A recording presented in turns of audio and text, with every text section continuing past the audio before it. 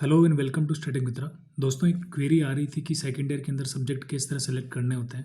तो ज़्यादा डिफिकल्ट नहीं है, थोड़ा सा सिलेबस जब पीडीएफ हाथ में आती है तो लगता है कि जो कॉम्प्लेक्स चीज़ें हैं, but it is very easy to select. आपका जो फर्स्ट ईयर में होता है, फर्स्ट ईयर में तो आपको पता ही है, आपके पास कोई चॉइस नहीं होती। यहाँ पे आपको जो कोड मिलता है उसी पे आपको पढ़ना पड़ता है ना। तो एमएसडी 2, 3, 4 और 6 ये पेपर आपको देने पड़ते हैं, ठीक है। तो यहाँ पे आपको कोई सिलेक्ट करना ही नहीं होता है, राइट। इन सब्जेक्ट के आपके पास बेसिक बेसिक जो नॉलेज आपका हिंदी साहित्य का यहाँ पे ठीक ठाक कवर हो जाता है। जो इतिहास होता है, उपन्यास कहानी के बारे में डेफिनेशन वगैरह होती है, छोटा मोटा चीज़ें जो होती है वो कवर हो जाती है। और हिंदी साहित्य, भाषा और इतिहास, नाटक वगैरह सारी गद्य विधाएँ इसमें कवर हो जाती है। पद्य विधाएँ भी ऑलमोस्ट थोड़ी बहुत कवर हो जाती है इसमें। सो जनरली क्या होता है कि एमए चूँकि 2 साल का प्रोग्राम है तो इसमें आपको 64 क्रेडिट्स होते हैं, ठीक है। 64 क्रेडिट्स तो आपको फर्स्ट ईयर के आपके 32 हो गए, ठीक है। और सेकेंड ईयर के आपके 32 हो जाते हैं।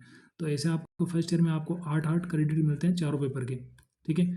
तो इस तरह तो आपका फर्स्ट ईयर होता है। इसके बाद क्या होता है कि सेकेंड ईयर के अंदर जब आप जाते हो तो आपको एक एक एक चॉइस मिलती है कि आपको एक जो है सेलेक्ट करने पड़ेंगे कुछ सब्जेक्ट। तो यहाँ पे भी देखो कुछ कंपलसरी होते हैं, जैसे ये तो सबके रहेंगे, MSD 01, 5 और 7 ये तो सबके रहते हैं। MSD 01 रहता है हिंदी काव्य का, 5 रहता है साहित्य सिद्धांत और समालोचना का, और 7 MSD 07 रहता है भाषा विज्ञान और हिंदी भाषा का, ठीक है। सो MSD 01 का 4 क्रेडिट होता है और 7 का 4 क्रेडिट होता है, ठीक है। बाकी साहित्य सिद्धांत और आलोचना का आपके 8 क्रेडिट मिलता है इसका, ठीक है। इसके बाद में आती है जो एक लास्ट पेपर होता है, चूंकि 4 पेपर दोनों सालों में होते हैं, ठीक है। फर्स्ट ईयर में भी 4 और बाकी में भी 4। बट यहाँ पे क्या होता है कि सेकेंड ईयर के अंदर आपके जो 3 तो चूंकि कॉमन होते हैं, बट जो चौथा होता है उसके भी 4 पेपर होते हैं अलग से, ठीक है। तो वो वैकल्पिक विषय होता है वो वाला, ठीक है। तो वो होता है आपका वैकल्पिक विषय। इसमें आती है थोड़ी सी दिक्कत कि इसमें कौन से लें।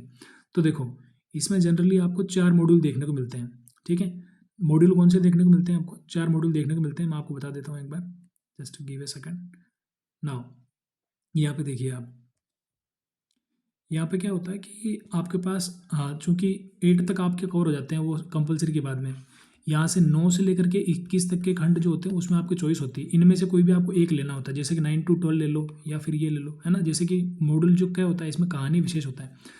मतलब ये MSD 9 से लेकर के 12 तक के पेपर होंगे वो सारे कहानियों के होंगे। जैसे किसी बच्चे का इंटरेस्ट है कि मेरे को कहानियाँ पढ़नी है, तो कहानियों का स्पेसिफिक जो पूरा पोर्शन है वो आपका इसमें डिटेल में आपको देखने को मिलेगा। और इसके 4 पेपर होंगे आपके, 4 क्रेडिट मिलेगा सबका, ठीक है। मतलब 16 क्रेडिट आपके ऑप्शनल के होते हैं। आ रही बात समझ में? तो यहाँ पे कहानियाँ पढ़ने को मिलती है। जो बच्चा कहानी में इंटरेस्ट रखता है तो वो कहानी वाला ले सकता है। इसके बाद सेकंड मॉड्यूल का आता है इसमें उपन्यास वाला। उपन्यास का विशेष अध्ययन किया जाता है, अलग अलग उपन्यासों को पढ़ना पड़ता है इसके अंदर, है ना। प्रेमचंद जी के उपन्यासों को विशेष यहाँ पे पढ़ना पड़ता है। प्रेमचंद जी की कहानियों को कहानियों में पढ़ना पड़ता है। इस प्रकार जो है यहाँ पे 4 मॉड्यूल बटे होते हैं, ठीक है। कोई चाहे तो इसको ले सकता है, या फिर कोई किसी को दलित साहित्य पढ़ना है, दलित साहित्य का विशेष अध्ययन करना है डीपली, तो वो इस मॉड्यूल को ऑप्ट कर सकता है MSD 17 से लेकर के 20 वाले को। ये सब चॉइस वाला है कि या तो आप इस ग्रुप में चले जाओ, या इस पे चले जाओ, या इस पे चले जाओ, इस पे या इस पे चले जाओ।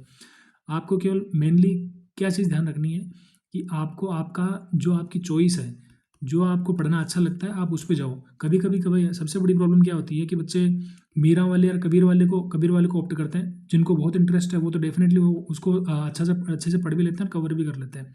बट जिन बच्चों को कुछ नहीं पता होता, कन्फ्यूजन में वो इस वाले को सेलेक्ट कर लेंगे, या फिर जो उनकी रुचि नहीं होगी उसको सेलेक्ट कर लेंगे। तो ऐसे में उनको फिर एग्जाम पास करने में प्रॉब्लम आती है। तो जनरली सबसे बड़ी प्रॉब्लम ये है कि 9 से लेकर के 24 वाले से आपका इतना बड़ा मतलब नहीं है। आपको सिंपली इसमें से कोई भी मॉड्यूल क, ख, ग या घ में से आपको एक लेना है।